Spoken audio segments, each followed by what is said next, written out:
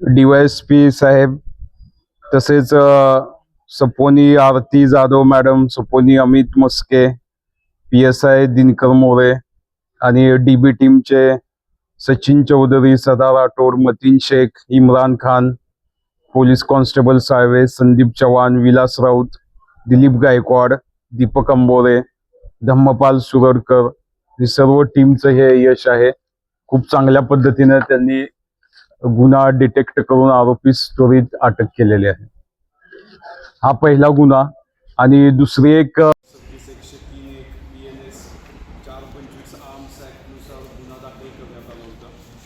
ह्या गुन्हा दाखल केल्यानंतर तपासामध्ये आरोपी यश शिवलिंग वीर, वय वर्ष 22, म्हाडा कॉलनी, शिवाजीनगर, नवीन तपासामध्ये आत्तापर्यंत प्रथमदर्शनी असं निष्पन्न झालं की हे दोघं पण एकमेकाला पूर्वीपासून ओळखत होते आणि यांच्यामध्ये आर्थिक देवाण निष्पन्न होतील, परंतु प्रथम दृष्ट्या आपल्याला हेच आढळून आलेलं आहे।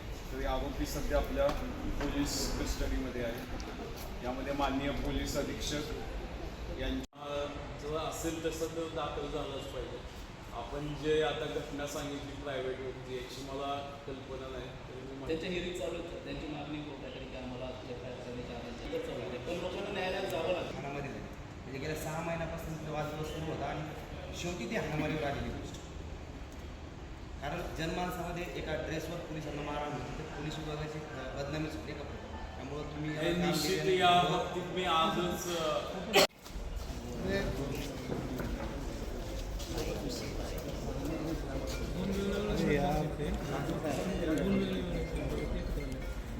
चलो सचिन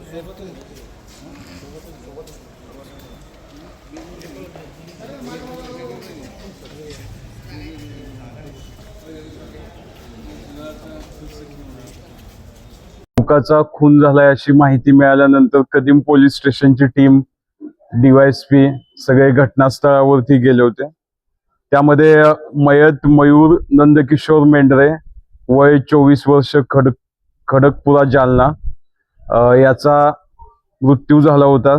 त्या अनुषंगानं फिर्याद घेऊन अपराध क्रमांक 412/26/103 BNS 425 आर्म्स ॲक्टनुसार गुन्हा दाखल करण्यात आला होता। ह्या गुन्हा दाखल केल्यानंतर तपासामध्ये आरोपी यश शिवलिंग वीर, वय वर्ष 22, म्हाडा कॉलनी, शिवाजीनगर, नवीन जालना, यास त्वरित कदीम जालनाच्या पथकानं अटक केलेली आहे।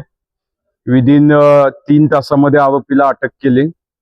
या तपासामध्ये आतापर्यंत प्रथमदर्शनी असं निष्पन्न झालंय की हे दोघं पण एकमेकाला पूर्वीपासून ओळखत होते आणि यांच्यामध्ये आर्थिक देवाणघेवाण एक कारण असू शकतं मर्डर करण्याचं, अजून किंवा वैयक्तिक वाद, या दोन याच्यावरती आमचा तपास चालू आहे।